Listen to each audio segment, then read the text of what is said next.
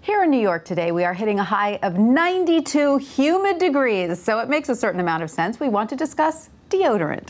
Joining us now to talk about the latest trends for this indispensable personal hygiene product is WSJ senior style reporter Elizabeth Holmes. Hi, Elizabeth. Great to see you. Hi, Tanya. I think it's safe to say on a day like today, we're all sort of wondering how our deodorant is holding up. Is there a way that we can tell? Well, 'tis the season, right? Yes. You're thinking about your deodorant, and there's something that product makers say a lot of us do, and I'm guilty of it. It's the sniff check, right? Which I will not demonstrate. No, I but it's that sly sort of sniff in your underarm to see if your deodorant is still working. And there's a lot of concerns among deodorant wearers that it's not working or it's failed, or maybe it's failed, and there's just some insecurity around this topic. But is the sniff test particularly accurate? Well, so it's not, actually. A lot of people take their deodorant's fragrance as a sign of whether it's working or not. So if you can smell it, it's still working. If you can't, it's failed you.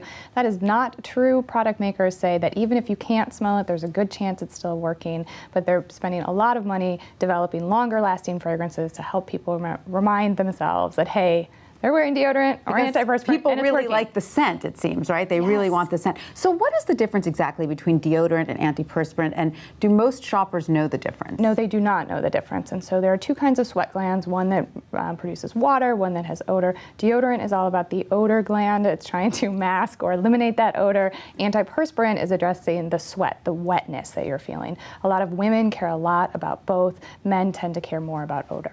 And when is it the most effective time to apply each of these different products? Well, so this was surprising to me. A top dermatologist said that an antiperspirant is most effective when applied when you're sweating the least. That's usually before bed. So he recommends applying it before you go to bed? Yes. So as you're getting ready for bed, put on your antiperspirant. In the morning, if you shower, you'll wash off what's on the surface, but you won't wash away the effect.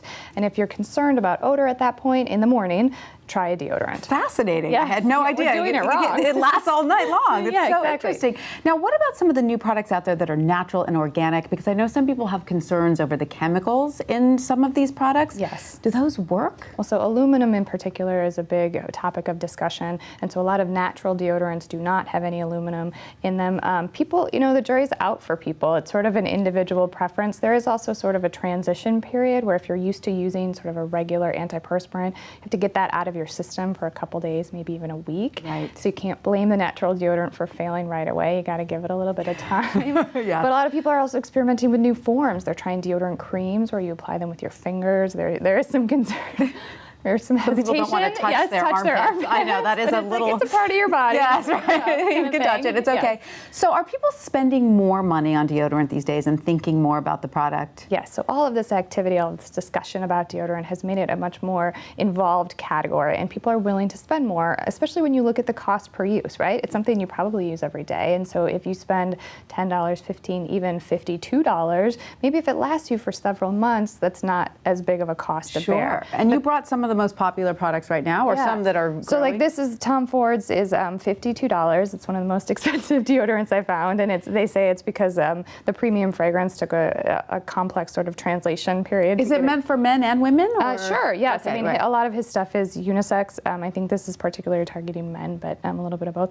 Donna Karan Cashmere Mist is a cult favorite in the beauty industry. A lot of people love it. That's $30. It's an antiperspirant and deodorant. I talked to one woman who said she just feels better when she wears it. Because it also has a nice fragrance? It does. Okay. It does. A lot of these. And then, you know, there's the spray, the return of the spray, which is one of the fastest growing categories. It promises to be less messy. And the cream, and then Old Spice. More women are wearing Old Spice because of the stronger fragrance. They say it lasts longer, and so if they're headed to a bar class where they're waving their arms around a lot, they want to be able to smell it. So that's for the gym. Yeah. So Elizabeth, in your reporting, have you personally tried any of these? I have. I've sort of been on this week-long experiment to the chagrin of my husband. And, you know, I think deodorant comes down to a very personal choice, yes, right? If you like fragrance, then you can go with one of these more premium, stronger fragrances, but then you will smell it throughout the day. Right. So I'm sort of like a more like standard unscented stick girl is what I've realized. I think you hit the nail on the head when you said it's such a personal choice. I'd love to try the Donna Karan, though. I had no idea it was such a cult favorite. I'm going straight to check it out. Thank you so much, Elizabeth.